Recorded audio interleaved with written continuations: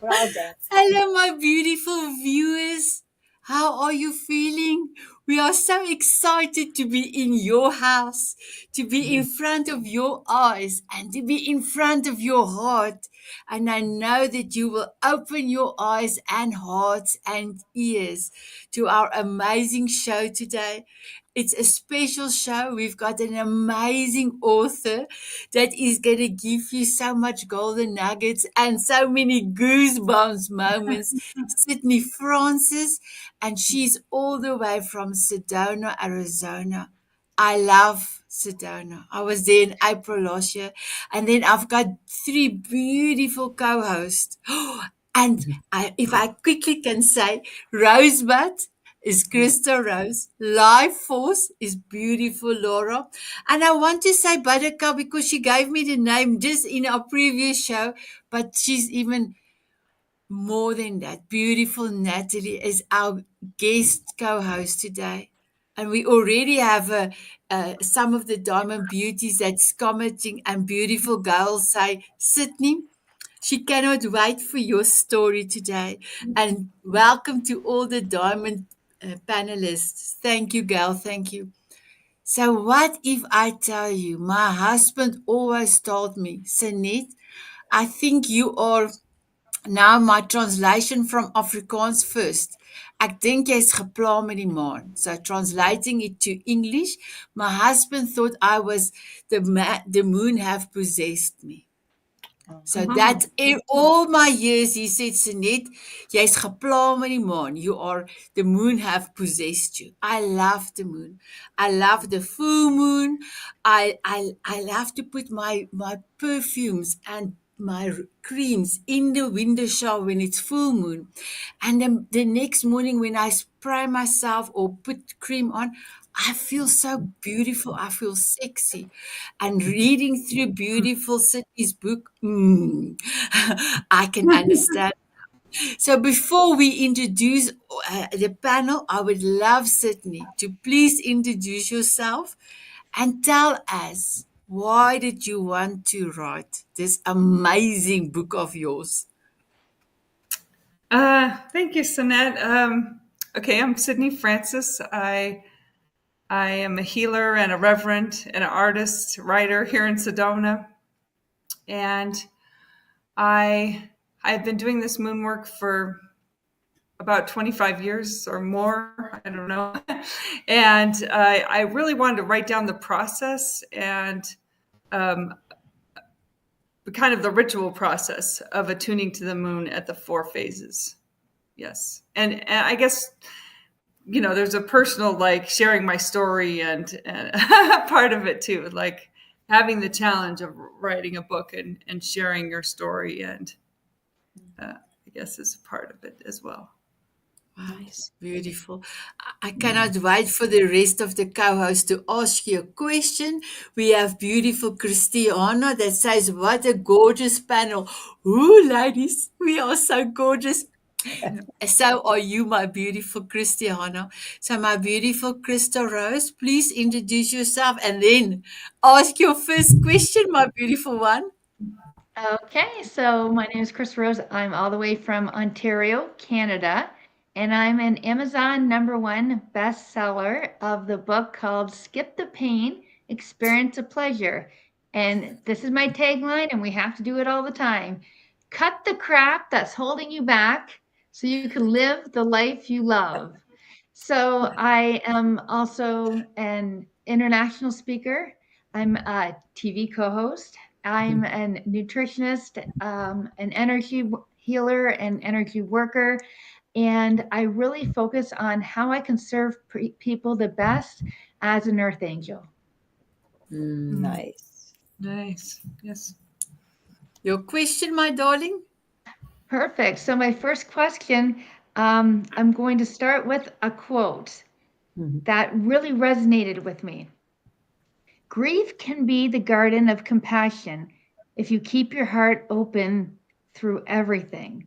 Your pain can become your greatest ally in your life search for love and wisdom. And that's from Rumi. And I'm a big fan all his teachings.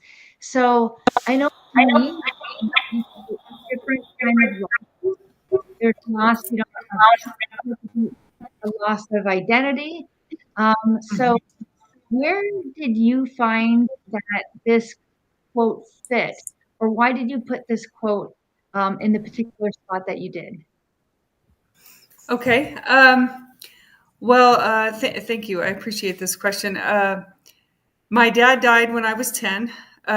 So I really faced grief at a young age and loss. And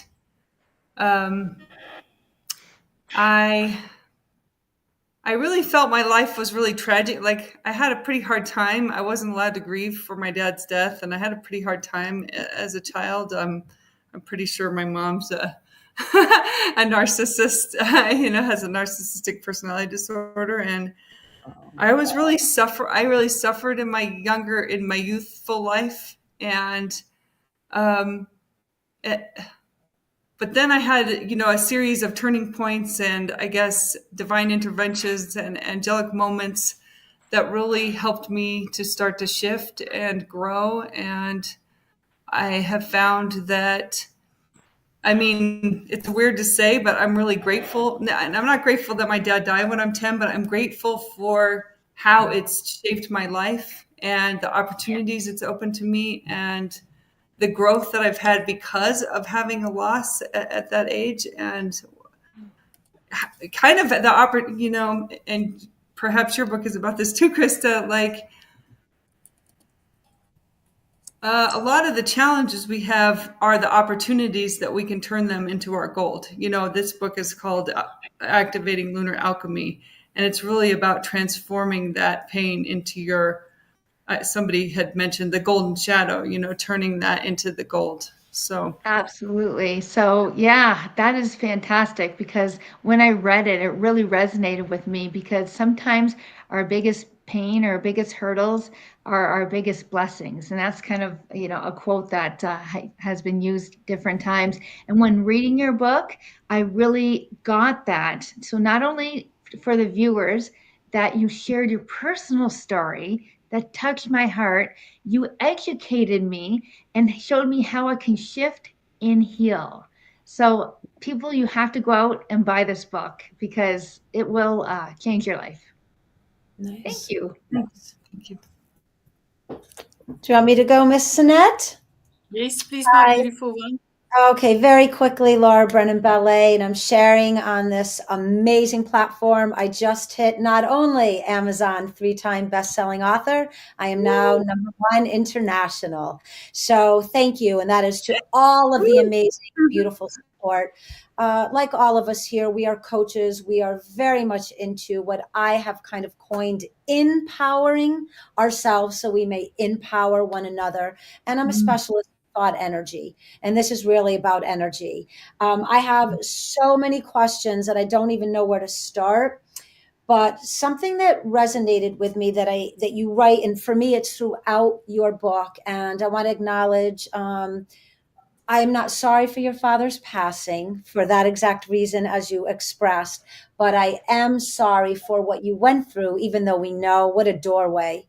Had he not given that gift, right, you probably would not be in to this, all of what you've accomplished. So I try to find, we talk about healing, try to find all of those beautiful gems in our pain.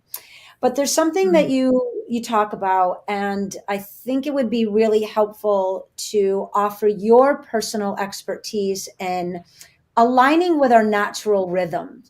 If we don't know how to align with our own rhythm, if we even can venture out and expand our perspectives on connecting with the moon rhythms or the rhythms of nature, the rhythms of oceans, I find that people and clients, they don't understand this and they miss this opportunity for such amazing work. And the way your book is set up, it really does bring this beautiful depth and enrichment into the material. And then I love how you have like the action boxes. But I thought if you could maybe just give a little bit about rhythms and alignment, because some people will hear the moon, what do you mean align with the moon, or being able to understand the chord? But there's such profound empowerment in this book and what you teach. So maybe just bridge a little bit of the nature and the rhythm and the connection with what is out here in our universe is also within us, and maybe just some direction to can awaken someone in the listening audience. Okay, thank you. Thank you. Wow, powerful question.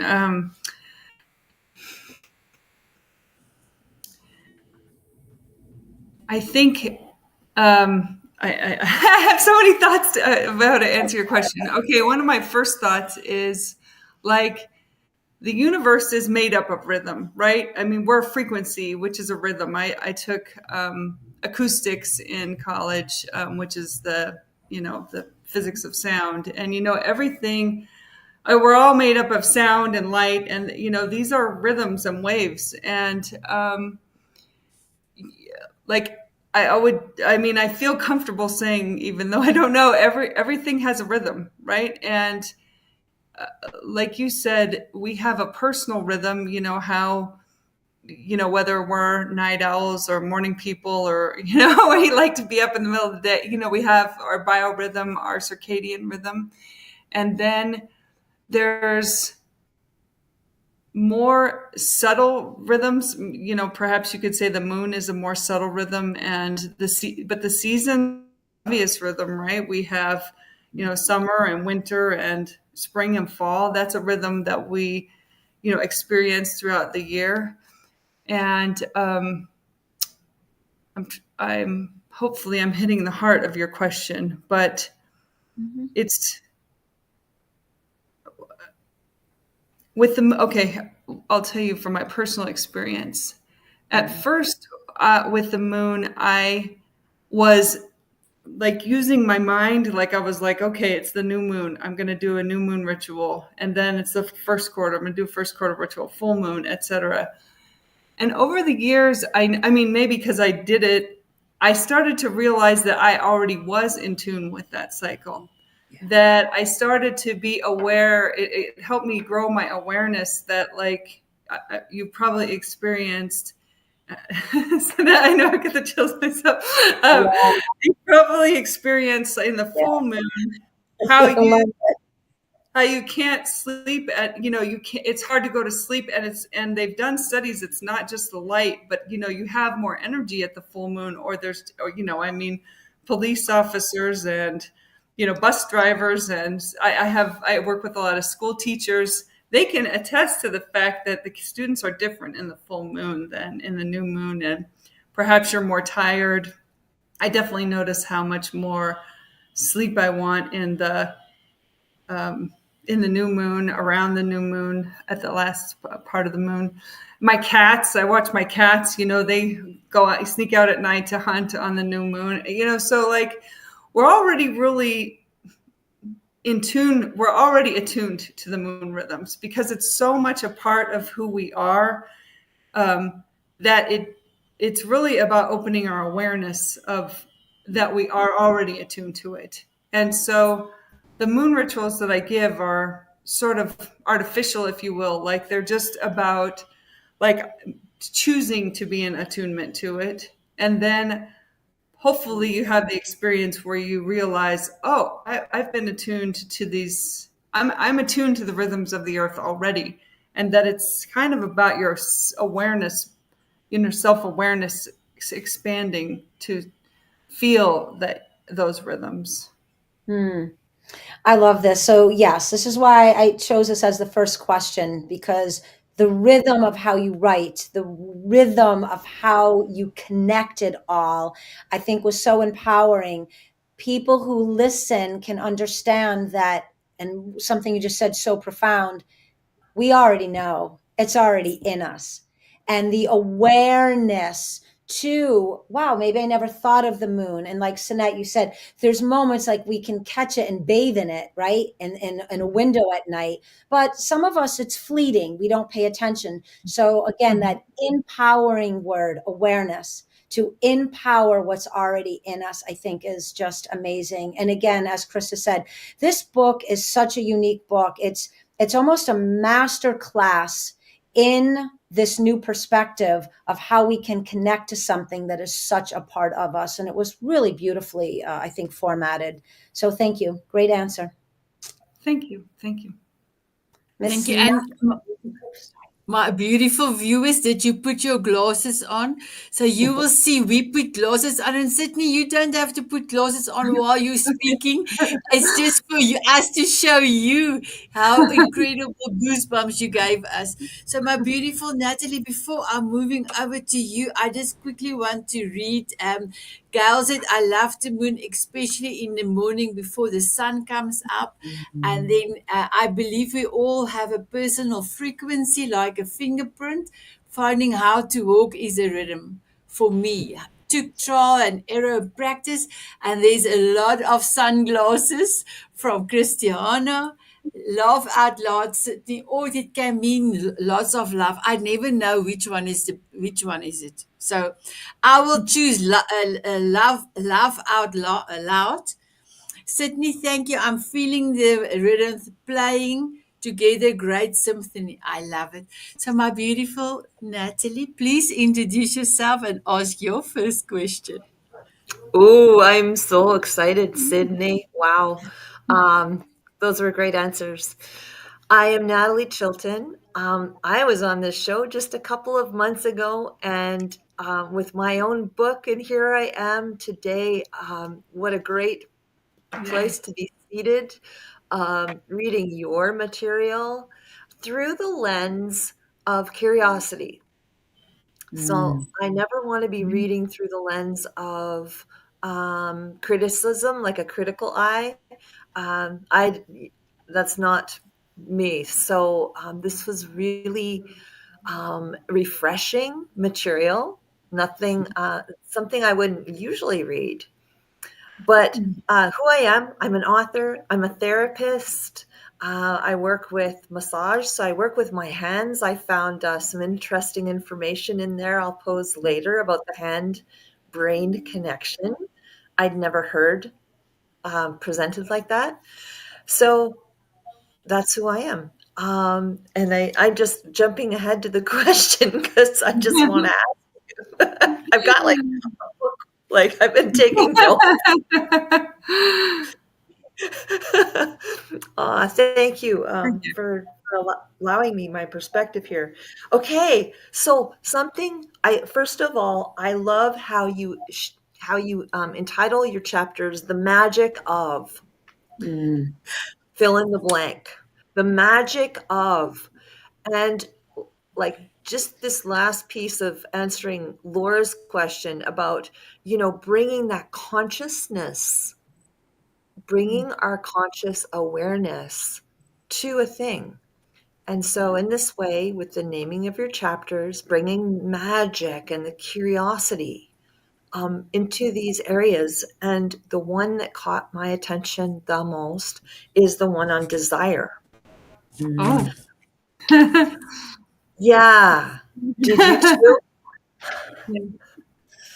And interestingly enough, I think like my desire was shut down very early. I wanted to do everything as a kid. And I think it drove certain people crazy. But the magic of desire, I love how you pose the question. You challenge the reader to define your core emotions. How I want to feel. This is what really struck me. How I want to feel is key to the life of my dreams. Mm-hmm. And what blew my mind, even as a therapist, is that like feelings is choice. Feelings is choice. Like creativity. Yeah, using creativity. So like my husband says this, like he wants to feel joy. Like that's his intention. Mm-hmm. And we've actually, so I'm sorry, I'm getting ahead, but like we actually were having this conversation a few weeks back and he's like, I disagree. It's like, I go after it. It's not something I wait for. So I just want to say how like, how did you come up with this great question and this way of living? Really, I see it as. Thank you. I appreciate this question, Natalie. I'm a little sad. I'm like, It's okay.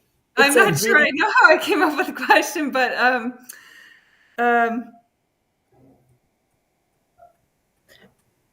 and maybe that isn't even the important thing. Maybe isn't even how you did, but how do you see having come upon this realization? How has it maybe changed your life?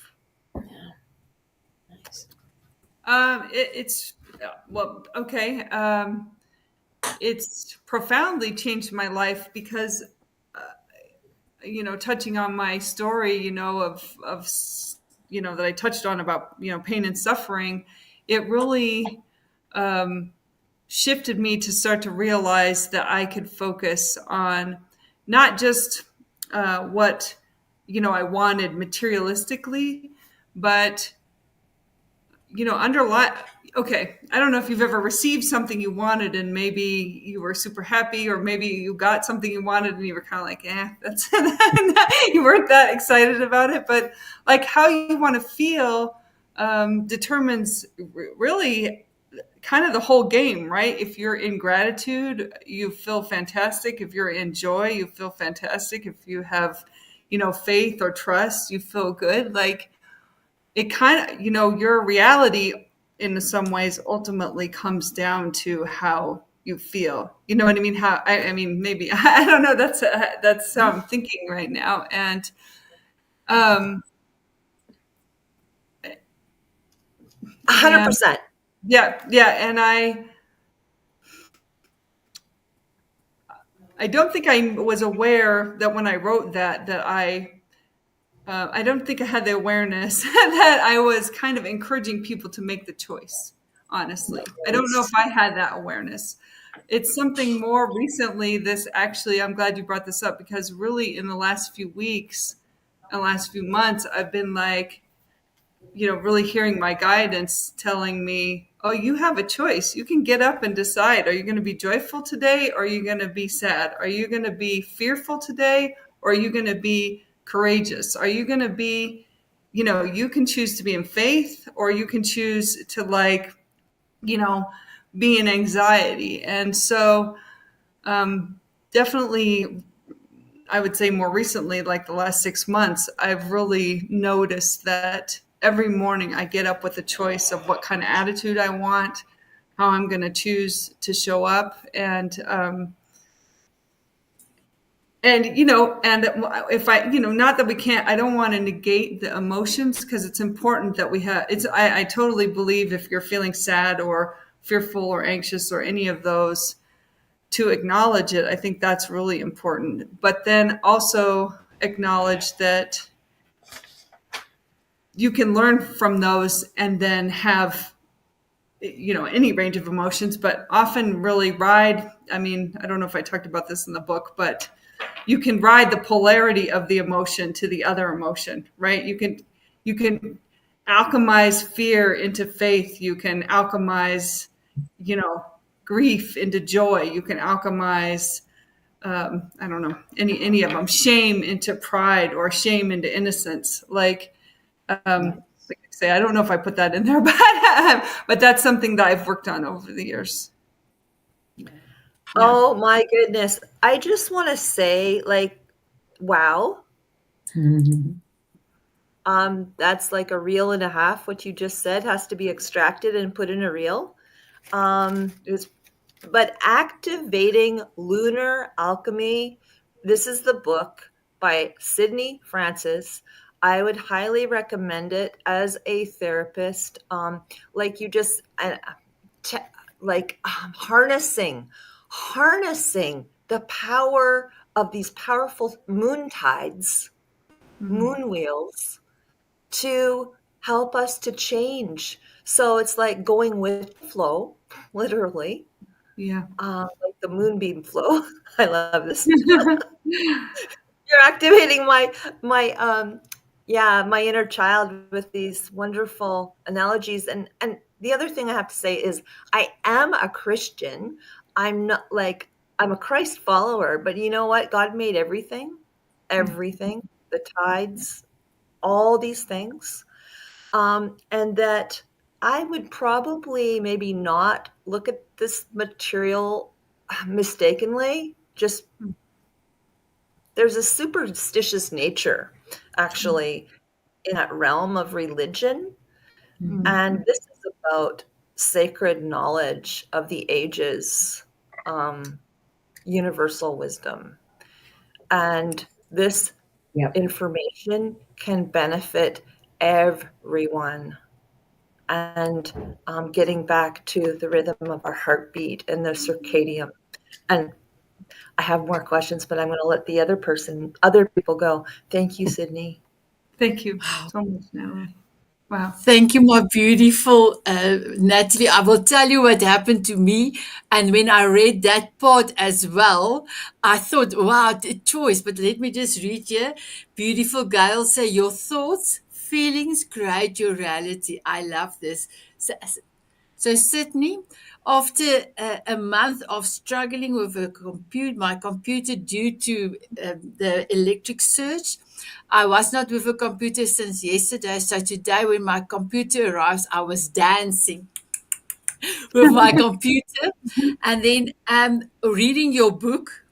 My husband presented me my own Star Wars gaming mouse because it's just the way, and it's full of color.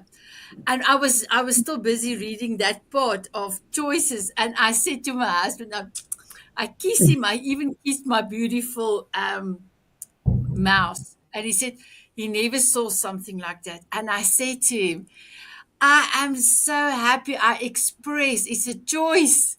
Anybody can be happy. They must just choose to be happy. Yeah. And there he goes. He didn't even give me a smile, but I love him. I love him. So my beautiful one. Thank you, Laura. My beautiful one. Who did design your front cover? Because that was quite beautiful. And I don't know if you have your book that you can show the viewers. Okay. Who designed it? I don't know. I get confused with the mirror. I can see it, yeah. His name is Nick Basovsky. He's I went through a coaching program with Natasha Denman, the Ultimate 48-Hour Author program, and he's a graphic designer that does book covers for the people that go through the and I had asked him, what I was imagining was, but I love this book cover, was the moon melting into gold. I wanted it to show it like, melting into gold, or, kind of alchemizing into gold. And this is what he came up with, which I think I love the, I don't know, water and the. I loved it. It is stunning. It is truly stunning. Actual fact, when you look at that, you cannot wait to read the book. Yeah. And because my husband tells me I am gepla met die maan, I am possessed with the moon, I was like blown away by the cover. So thank you so much for putting your words and your beautiful wisdom in this amazing book of yours. My beautiful Christa, all over to you. Oh, Christa, you're muted. But of course, I was going to be talking about your book cover. That we always seem to steal each other's questions. But just quickly to keep going about the book cover. That's the type of book that I would stop at. The color, the way it's drawn, the way that the golden light shines on it. If it was sitting there on a bookshelf, I would stop. So I just wanted to give you some kudos or some things that I felt anyway about that. So I had to add that into the book cover. So I'm not going to talk a lot about it because I would rather hear this from you because I'm just so excited. You talked about spirituality in manifestation are the Okay. same. So both of them are extremely close to me. I am actually currently writing a book. I have them both as a chapter. Having said that, you outlined it in such a beautiful way. So I'm just going to leave it to you to express to the viewers any part of it. You know, you don't have to give it all away because they're going to read your book, but you can, explain whatever part you would like to. Okay. Oh, thank you. Well, when I originally started this work, I did a lot of moon ritual stuff with women and before starting this moon work, but I read a book called New Moon Astrology by Jan Spiller. And it was really about manifestation, like seeding the moon on the new moon. And, so I kind of took that approach. And at the time, I was probably in my early 20s and, I was working hard and I didn't make a lot of money. And I saw myself, I was in graduate school or, I saw myself doing these bigger things. And so I really felt like what I wanted was to manifest what I wanted, right? And what I found over the years was that the process that I've seen with this moon process, it's really about preparing ourselves to receive what we want. Like, I mean, it does sound like The Secret or the whatever the but we have to resonate, right? We have to resonate with it, because if you ask God or ask the universe, I think of myself as a Christian too. If you ask God for something, but you're the one pushing it away, right? Most of the time, for my whole life, I noticed that really, when I started to become aware of it, I was the one pushing it away. Like if I was asking for money, but I didn't feel like I deserved money, then I was not able to receive it or able to ask for it or able to, even price myself, accordingly. And so I have found that the that they are two sides of the same coin. I don't remember how I phrased it in the book, but you want to manifest something, but you have to, you're preparing yourself to receive it and to grow it. And that's the spiritual growth aspect of it. And Yeah. I made a decision at some point before writing the book that I wanted to emphasize the spiritual growth over you can use this work to manifest what you want, but I ultimately think it has more value for you if you're viewing it from the point of your spiritual growth. That is absolutely fantastic. I also agree. I like how you started the question, or the answer when you said, you were in your 20s and you stepped into what you wanted, and I think that's a first step in thinking of what do I want, and then being open to, spirituality and how things work, and then being open to how the moon cycle can affect that as well. But I'm going to take a moment because we have quite a few viewers out there, and some of them are making some comments. So I'm just going to read some of the comments. Okay. It says, I'm going to have to rewatch. I got 3 girls here, my girls and her 2 friends, and your thoughts and feelings create reality. I love this. The sacred knowledge, mic drop. Mm-hmm. And the last one is OMG. I love that we manifest by first becoming ready to receive what we are desiring. So you were able to say that with such clarity that our viewers out there are able to pick up on it and are receiving so much inspiration. So thank you, Cindy. Laura. Thank you. Love that. Love that. So there's so many beautiful aspects of what's going on here. I love that you're able to acknowledge someone that helped you create a book, someone that you collaborated with on the cover. I love how Natalie is looking at, I'm a religious woman. However, she expanded that consciousness and that awareness into a book that maybe she wouldn't have picked up. And this is, I think, the importance of the show that our Grand Dame, Miss Sanet, has created for us. We go in with these preconceived notions that we are limited beings because we only can align with one thought process.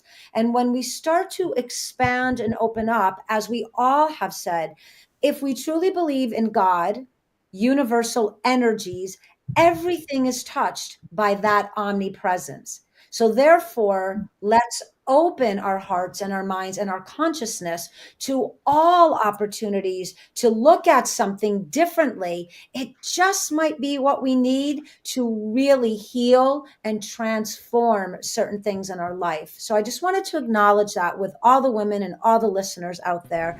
Just everything is unlimited. Do not fear that if it's not exactly the set protocol, it doesn't mean you're neglecting a faith or an alignment. It means that you're adding to it. You don't have to become everything that you explore, but it might elevate your exploration while you're in the human condition.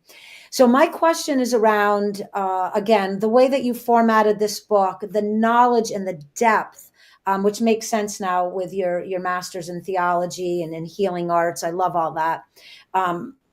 The articulation. And people will say, well, it's around moon and energy, but it's so much more than that. But you write about the magic, going back to what Natalie said, but the magic of intention. And this chapter I thought was actually just, again, going back to my empowering chapter. They've got these questions there to empower, because you can put that magic of attention as you write. What am I focusing on? What am I desiring? Where are my goals? What are my dreams telling me? And so it's an amazing chapter in there, but something that I think the readers could use and apply is your attention budget. And you brought that out. But I loved this. I love applicable tools and techniques that even if we're talking about moon and energy or God or spirituality, readership, audience, listeners can take something away that they can then apply. And so I think the magic of attention, you could just deepen into that a little bit, as Christa and we all say, without giving too much away. But this was powerful because we can do this starting tonight or in the morning. Okay, thank you. Thank you so much for asking this. So when I worked with my husband to come up with the attention budget, I was a school teacher full time. If you've been a school teacher, you work all day and then you go home and work at night. And I worked on the weekends. I was a single mom. I had 2 kids. And I was like, I had been wanting to write this book actually for several years before that. And I wanted to be doing the spiritual work. I wanted to get ordained. And I was really, honestly, I was really busy working hard, and then, I broke at the end of the month, to tell you the truth. And so when we came up with this, I was using the attention budget because I realized I had so little time in my week to focus on my spiritual goals, right? I would get up in the morning and do that work and then go to school. And so, the attention budget has like 4 little squares for the day of where you're putting your attention. And most of my squares were filled with my job, let's say, I don't know, at least 2 a day, for 6 days a week. And then I had to choose, like, well, where am I going to put my time and energy? What's important to me? Is the spiritual work important to me? And I'm going to put attention into that every day. Are my children important to me? Am I going to put attention to them? And then really be deliberate about where I put my focus and my energy, knowing that I wanted to grow, to do more of this spiritual work. And miraculously now, I mean, I there was the pandemic and all these things happened, but now I am doing this work full time. And I think it's because I started putting little chunks of attention into it, and it just got bigger and bigger. Yeah. I love that. And I thought was so important to hit on this, because we look at the word magic and somehow we think it's trickery. And the average person doesn't understand truly the alchemy, the God energy that is in everything. It isn't magic. It's a word, and we can go into the origins of all that another time. But I think it's also very stimulating and curious to say, what if there is a bit of magic, a bit of alchemy in all of these teachings, in imparting all of this knowledge? But the attention budget, we all know what that is. We know what a budget is. Very few of us create a budget of self-care, servitude, goal, really truly goal oriented. And I'm sure those of us that are coaches, we know with our clientele, it's very driven and very and it's, this gives you the space to really look at it, I think, in just, again, such a magical way. Of course, my kids or my husband or my job, those are very important, but I'm in there too. And my connection, whether it is to God, whether it is to the moon, whether it is to nature, is also important. And so I just love that. I think this is one of the strongest kind of chapters in the book, because it really does bring it around to how to empower the reader and how to tap into that alignment. And if you're open to this attention budget, now you can start to realize I can be open to other things, such as the rhythm of the moon, etc. So thank you. Thank you. Natalie?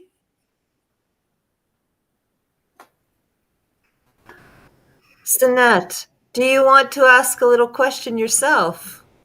No, I did ask about the front cover. So you are welcome to ask a question, because we need to do the speed run.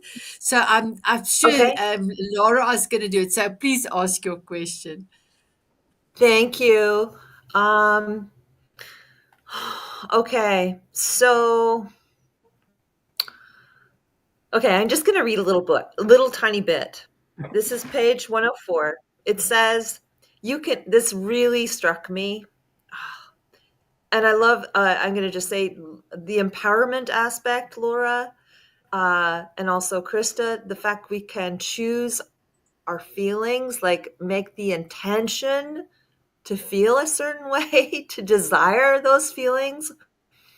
I never quite nailed that or anchored that one in, that's a real option. So here's the part of the book that really struck me. Okay, you can go for years or your whole life without seeing the patterns and behavior called resistance. When you start taking supportive actions on your dreams and stretching yourself out of your comfort zone, your shit will come up. This is great, really. This is great, and a cause for celebration. Woohoo! Yeah. And that is kind of where I am in my life.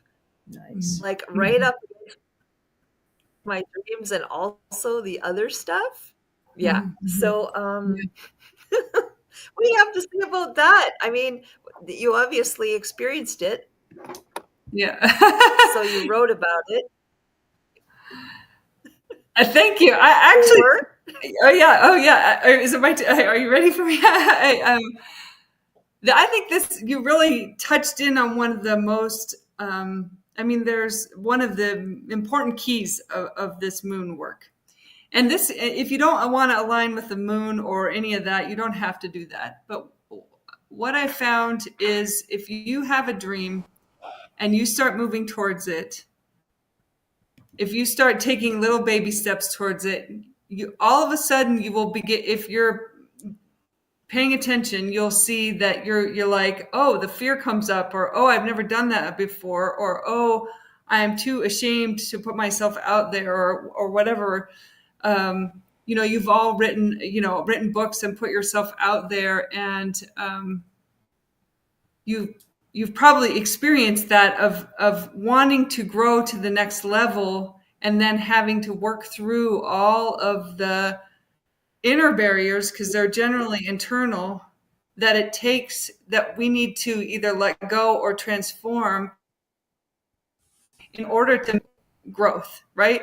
It took me 12 years to write my book. I started wanting to write my book in like 2012. I had been doing the moon work a long time, and I wrote it up and put it on a blog, and I bought a publishing package and never could get to it. I was always like broke single mom and struggling. And I would say it took me those 11 years to prepare myself, if you want to use this, to do the moon work, to remove the resistance, to, be like, oh, I can give myself the time to write. Oh, I deserve to share this work. Oh, you know what I mean? But it was 11 years of my own process to let go and transmute those obstacles in my living situation and all the different things in my head, the voice that said I was crazy, and, all the beliefs and all the patterns and all the things. If you really want to grow and you want something that's outside of who you already, bigger than what you're already experiencing, you will need to confront that inner resistance and those, I don't know, paradigms, beliefs, patterns, however you want to define them. You'll have to confront them. However, a lot of people, I think, stop at that point and then turn back, right? It's easy. I mean, I know I did it multiple times like I say, in this journey to write my book. I would take a few steps forward, and then, the flood of that pain and suffering, resistance, and whatever I believed about myself. And then, a year later, I'd be like, okay, I'm going to make another little burst. And then, backwards and forwards and backwards. And I think finally I realized this is what the last, you're talking about the first quarter moon. And on the last quarter moon, you choose to let that stuff go. And I do think it wanes with the moon on one hand, but I also think you're making it, once you recognize it, once you see it, once you're like, oh, that's the fear that always comes up before I get on screen, or that's the fear that always comes up when I am writing my chapter, then you can start to choose to be courageous and in faith instead of letting it control you. So some of it's like learning to adapt to the fact that those things are going to come up. And some of it is that it actually starts to fall away when you start to behave differently. Nice. Thank you. Thank you. I'm so sorry. I have to interrupt. That was an amazing question and answer. Are you ready for the speed round? So the speed round, Laura is going to ask you 5 words, the shortest answers, because we almost finished with the show, even if it's just 1 word. And in between, I will flash the paparazzi. Laura? Yep. Okay. You ready? So this is just instinctual. What's for you? Okay. No problem. Ready? Okay. Magic. Ooh, energy, light, life, rhythm. Quick. Okay. We're going to run out. Okay. Next one. Moon. Moon. Ooh, rhythm, cycle, nurturing, embodiment. I don't remember what order I'm in. Okay. Next word. Healing. Healing. Ooh. Wholeness. Expansion. Sorry, I'll try to come faster. Energy. Oneness. Awareness. Beautiful. All right. 4th one. Alchemy. Oh, alchemy. Transformation. Transmutation. Polarity. Moon. Okay. And Yeah. then the last one, which is why we are all coming together, empowerment. Ooh. Empowerment. Okay. Okay. I'm going to say self-love. Sanet, thank you. I've been learning about that from you. Beautiful. Voice. Choice. And I would say listening, intuition, like listening to yourself. Yeah. Beautiful. Wow. Thank you, my beautiful Laura. You've done the speed round, and the speed round we are tributing to our beautiful miracle man, Howard Brown, that is going through his own journey. So, my beautiful Howard, here is our kissy to you. Thank you so much. My beautiful viewers, how are you feeling? Ooh, wasn't this an incredible show?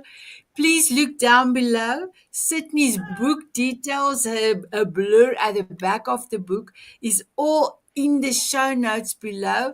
And all of my beautiful co-hosts, look, please connect with us. We are all done in the show notes. So my beautiful Christa, Laura, and Natalie, thank you for being amazing co-host. My beautiful Sydney, the last word is yours. How are you feeling at this moment? I'm feeling really joyful and tingly. Thank you. Excellent questions, and I feel really seen. Honestly, thank you. That's Thank you. really important to me. So thank you very much. So, thank you so much, my beautiful Sydney. So, my beautiful Diamond Beauties, thank you for your love and all your comments. We appreciate you. So, my beautiful spotlight author and panel co-host, will you have a dance with me? Yes, of course. Yeah. My beautiful Diamond Beauties and my beautiful viewers, I know you love the dancing. Are you ready to dance with us? They said yes, they said yes. Here we go.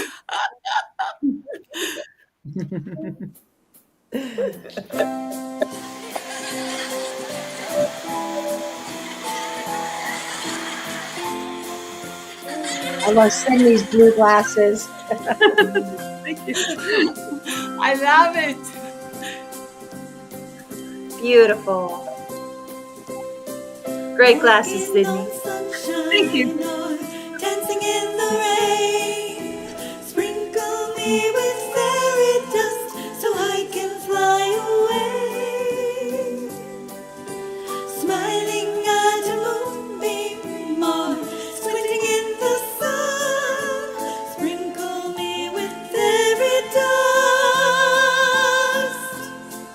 and cover me with love. From butterflies to eagles, Bye, everyone. oh, Bye, there's magic everyone. in that Thank you. light.